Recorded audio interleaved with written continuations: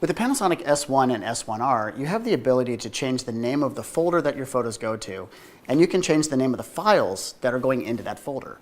Let's go in the menu and find the folder and file settings.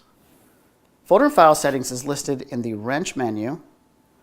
You'll see a memory card submenu. From that submenu, select folder and file settings. From here, you have an option. The top option of select folder will normally be grayed out, but we've already added a folder for the Panasonic S1. Let's go ahead and add a folder for the S1R.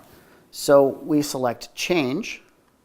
From change, we can then use our back arrow here. That'll allow us to delete the A. And now we can hit the forward arrow. And from here, we can add our R. Now we have a 101 PS1R. And you can see we have an option now for the S1 and a separate option for the S1R. We're on the S1 right now, so we'll select the S1 folder.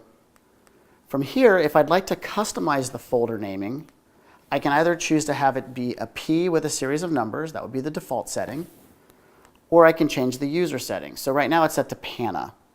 What's important to note is the P will always be there, so you have to have a P at the first letter.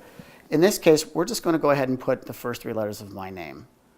So we're going to go ahead and delete those. We're going to add M-A-T, press set. Now each photo that goes into the PA-S1 folder will start with PMAT and a series of numbers. And that's how you make your folder and file adjustments in the Panasonic S1 and S1R.